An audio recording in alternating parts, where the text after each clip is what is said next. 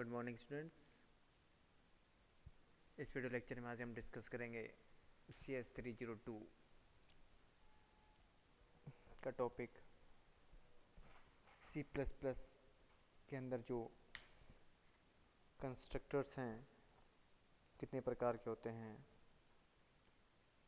और कंस्ट्रक्टर का क्या यूज है, ये सब देखेंगे इस वीडियो लेक्चर में। इससे पहले लेक्चर में हमने देखा था कि कंस्ट्रक्टर क्या होते हैं और कंस्ट्रक्टर कितने प्रकार के होते हैं। उनमें से हमने फर्स्ट टाइप जो कि डिफ़ॉल्ट कंस्ट्रक्टर था वो डिस्कस किया था। अब इस लेक्चर में हम सेकंड टाइप जो कि पैरामीटराइज्ड कंस्ट्रक्टर है उसको डिस्कस करेंगे। तो मैं बताना चाहूँ कि कंस्ट्रक्टर क्या होता है। तो सबसे पहले बात आती है कि क्लास के अंदर जो डेटा मेंबर्स होते हैं और जो मेंबर फंक्शंस होते हैं दोनों को क्या बोलता हूँ मैं, मेंबर बोलता हूँ उस क्लास का।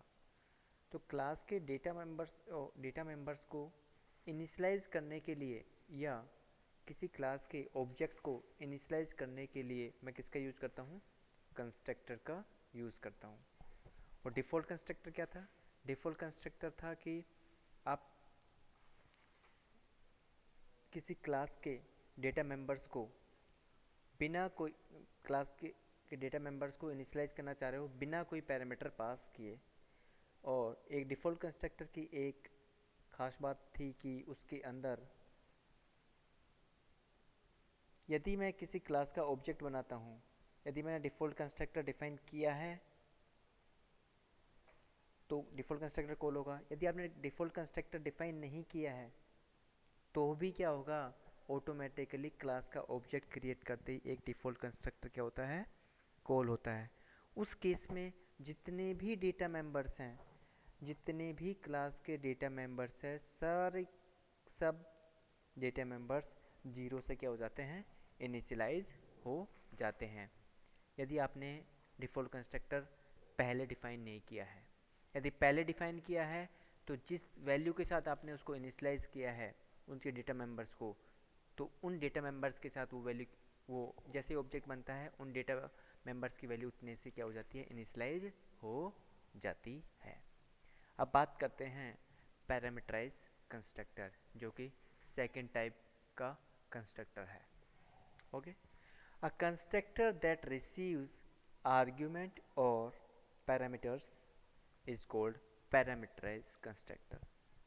तो इससे मतलब है कि वह कंस्ट्रक्टर जो आर्ग्यूमेंट या पैरामीटर क्या करता है, एज अ इनपुट लेता है, क्या कहलाता है, parameterize constructor.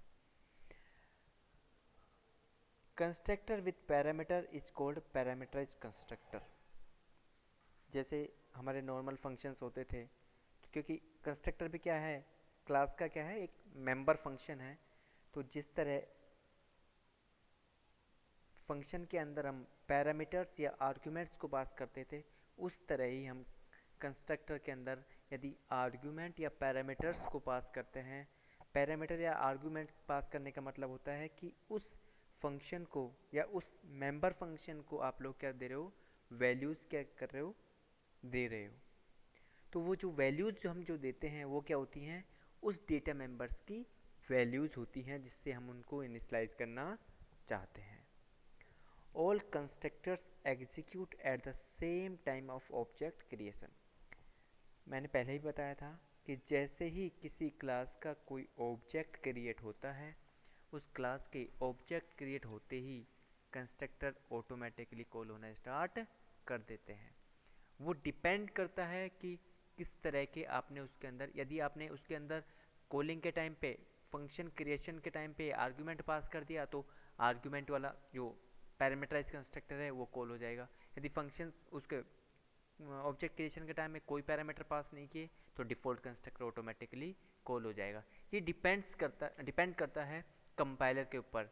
Compiler automatically identify कर लेता है कि पैरामीटराइज कंस्ट्रक्टर है या डिफ़ॉल्ट कंस्ट्रक्टर है या कॉपी कंस्ट्रक्टर है, जो कि हम नेक्स्ट लेक्चर में हम डिस्कस करेंगे कि कॉपी कंस्ट्रक्टर क्या होता है। When we will create parameterized constructor, then we have to pass argument value at the time of object creation of that class.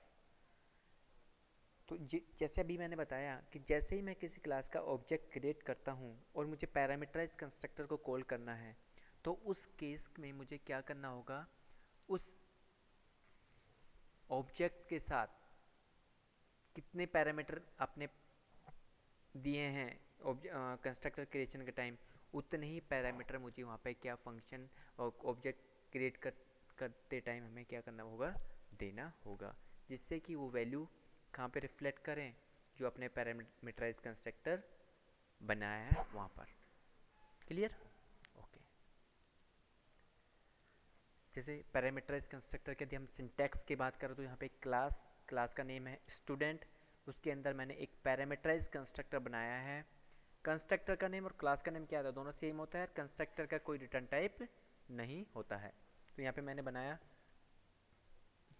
Class का नेम क्या है, स्टूडेंट, तो स्टूडेंट कंस्ट्रक्टर का नेम हो गया।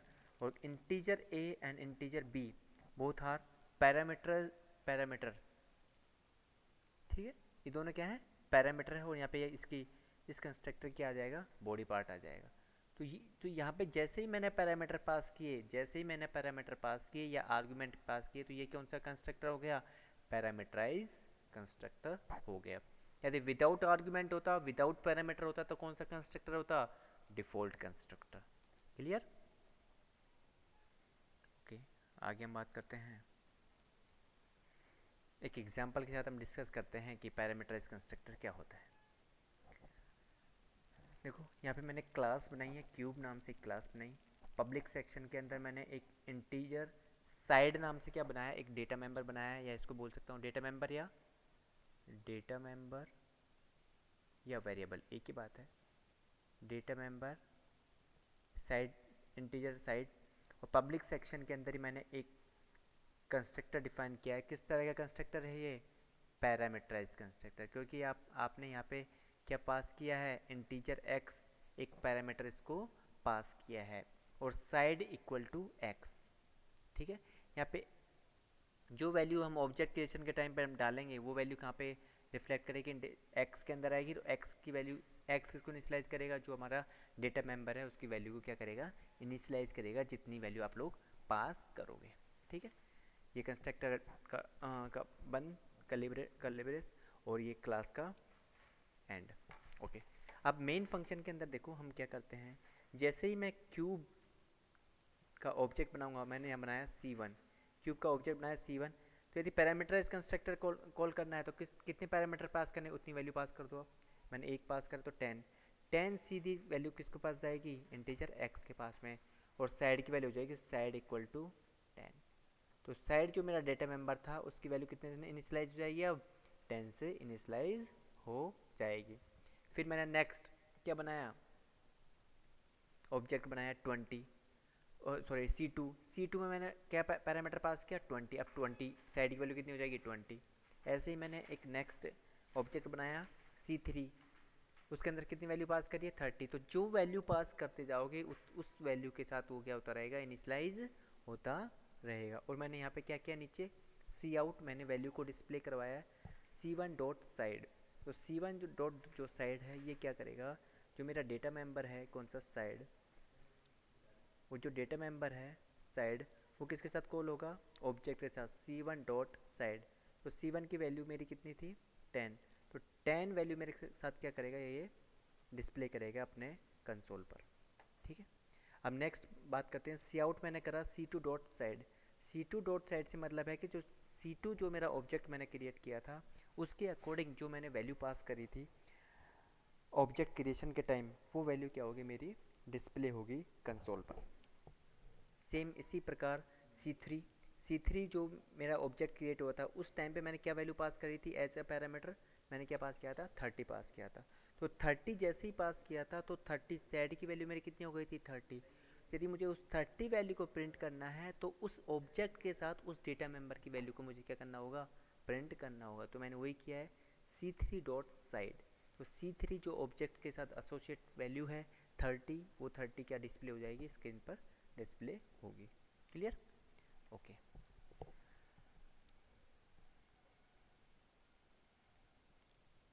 सेम मैंने यहाँ पे वही डिस्कस कर लिया था। ये पैरामीटराइज कंस्ट्रक्टर है, पैरामीटराइज, फिर यहाँ पे देखो 10 20 30 ये सारी वैल्यू डिस्प्ले हो जाएंगी।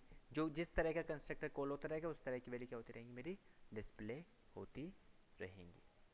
एक अनदर एग्जांपल हम लोग देखते हैं। यहाँ पे मैंने क्लास बनाई स्टूडेंट, पब्लिक सेक्शन में मैंने एक डेटा मेंबर क्रिएट किया है इंटीजर रोल नंबर। देन मैंने स्ट्रिंग नेम नाम से एक अलग डेटा मेंबर बनाया है। फ्लोट नाम से मैंने क्या बनाया है, मार्क्स बनाए हैं। फ्लोट नाम से मार्क्स के बाद ठीक है। और पब्लिक सेक्शन के अंदर मैंने क्या बनाया, एक पैरामीटराइज कंस्ट्रक्टर बनाया है स्टूडेंट, उसके अंदर 3 पैरामीटर्स पास किए हैं, integer r, string n m and float m, और उनकी वैल्यू रोल नंबर। उसके डेफिनेशन के अंदर, पैरामीटराइज कंस्ट्रक्टर की डेफिनेशन के अंदर roll equal to r, name equal to n m, marks equal to m. Clear. इस तरह मैंने इसकी बॉडी पार्ट दिया है। अब देखिए एक मेथड बनाया है वर्ड डिस्प्ले, उसके अंदर मैंने 3 मैसेज प्रिंट करवाए हैं। 3 मैसेज मतलब तीनों वैल्यूज़ को मैंने क्या किया है, प्रिंट करवाया है। अब देखिए कॉलिंग पार्ट कैसे होता है फंक्शन कंस्ट्रक्टर का। जैसे ही मैं क्या बनाऊंगा, कंस्ट्रक्टर का ऑब्जेक्ट बना, सॉरी क्लास का ऑब्जेक्ट बनाऊंगा। यहाँ पे क्लास क्या है, स्टूडेंट। स्टूडेंट नाम की क्लास का मैंने ऑब्जेक्ट बनाया, मान लो ऑब्जेक्ट नेम कुछ भी हो सकता है, मैंने यहाँ बनाया एस। यदि मुझे पैरामीटराइज कंस्ट्रक्टर कॉल करना है तो जितने पैरामीटर आपने कंस्ट्रक्टर, जितने पैरामीटर वाला पैरामीटराइज कंस्ट्रक्टर आपने बनाया है, उतने पैरामीटर्स आप लोगों को जैसे ही ऑब्जेक्ट क्रिएट करोगे उस टाइम क्या होंगे, देने होंगे। तीन आर्गूमेंट दिए थे मैंने, तो 3 मैंने आर्गूमेंट यहीं पे पास किए। 2 कॉमा, स्ट्रिंग टाइप का था इसलिए मैंने आदिल लिख दिया, कॉमा 90। ठीक है। अब मैंने मेथड, कौन सा मेथड खोल लिया, एस डॉट डिस्प्ले। तो डिस्प्ले के अंदर जो चीज़ है वो सारी क्या हो जाएंगी, प्रिंट हो जाएगी। ये वैल्यू कहाँ चली जाएगी, रोल इक्वल टू क्या था मेरा आर, आर के अंदर वैल्यू चल जाएगी, तो आर इक्वल टू कितना हो जाएगा, रोल इक्वल टू 2। फिर नेम इक्वल टू कितना हो जाएगा, आदिल, और फिर उसके बाद मार्क्स इक्वल टू कितना हो जाएगा मेरा 90। तो ये सारी वैल्यू क्या हो गया, ये जितने भी डेटा मेंबर्स थे उस क्लास के, जितने भी डेटा मेंबर्स थे वो सारे क्या हो गए हैं, इनिशियलाइज हो गए हैं। यदि उन इनिशियलाइज डेटा मेंबर्स की वैल्यू को मुझे प्रिंट कराना है तो मैंने यहाँ पे एक मेथड बनाया है वर्ड डिस्प्ले। अब उस मेथड को मैं क्या कर लूँ, कॉल कर लेता हूँ, किसके थ्रू, जिस ऑब्जेक्ट, क्लास के ऑब्जेक्ट के थ्रू।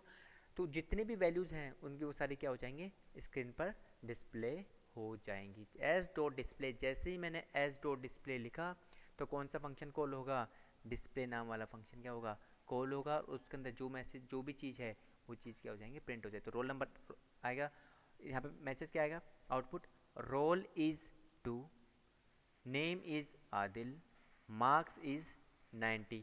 इस तरह से स्क्रीन के ऊपर आपका क्या आएगा, आउटपुट डिस्प्ले होगा। क्लियर। तो देखो इस तरह से आउटपुट आएगा अपनी स्क्रीन पर। सेम एक और एग्जांपल की हम बात करते हैं पैरामीटराइज कंस्ट्रक्टर में। तो यहाँ पे मैंने एक क्लास बनाई, टेस्ट नाम से क्लास बनाई। टेस्ट नाम पब्लिक सेक्शन के अंदर एक पैरामीटराइज कंस्ट्रक्टर बनाया जिसके अंदर मैंने कितने पैरामीटर पास किए हैं, ओनली 2 पैरामीटर्स पास किए हैं, integer A and integer P. और यहाँ पे मैंने पैरामीटराइज कंस्ट्रक्टर में C out end L line change करने के लिए पैरामीटराइज कंस्ट्रक्टर नाम से मैसेज प्रिंट करवाया। सी आउट फिर एंड एल लाइन, फिर लाइन चेंज करिए। फिर मैंने प्रिंट करवाया a dot a into b, मतलब दोनों का, ए और बी का दोनों का क्या किया है, मल्टीप्लिकेशन किया है। और एस एच ओ डब्ल्यू, जो एक शो नाम से क्या बनाया, मैंने एक फंक्शन बनाया है, उस फंक्शन के अंदर ओनली मैंने मैसेज डिस्प्ले कराया है, शो फंक्शन। क्लियर। अब मेन मेथड में आप देखो, जैसे ही मैं क्लास का ऑब्जेक्ट क्रिएट करता हूँ, जैसे ही मैं किसी क्लास का ऑब्जेक्ट क्रिएट करता हूँ, यदि मुझे पैरामीटराइज कंस्ट्रक्टर को कॉल करना है तो ऑब्जेक्ट क्रिएशन के टाइम पे मुझे क्या पास करने होंगे, पैरामीटर्स पास करने होंगे। देखो जैसे ही मैंने टेस्ट क्लास का ऑब्जेक्ट बनाया टी, उस टाइम कितने पैरामीटर पास करने होंगे, कितने पैरामीटर कंस्ट्रक्टर बनाए थे मैंने, 2 बनाए थे, 2 आर्गुमेंट पास किए थे, 2 आर्गुमेंट मैंने पास किए 10 10। तो दोनों वैल्यू चली जाएंगी किसके अंदर, अब दोनों वैल्यू कहाँ पे जाएंगी, देखो 10 जाएगी किसके अंदर, ए के अंदर, और दूसरी 10 जाएगी बी के अंदर। दोनों बी के अंदर, ए और बी के अंदर चली गई। ए और बी के अंदर जाने के बाद नीचे आया, इसके अंदर बॉडी वाले पार्ट के अंदर आया, तो देखो क्या हो जाएगा, पैरामीटराइज कंस्ट्रक्टर डिस्प्ले हुआ, और C out end L line change हो गई, ए इंटू बी, 10 इंटू 10 कितना हो गया, 100 क्या हो जाएगा, प्रिंट होगा। उसके बाद T dot S H W, तो क्या होगा, शो फंक्शन क्या हो जाएगा, ऐसे कैसे डिस्प्ले हो जाएगा स्क्रीन पर। क्लियर?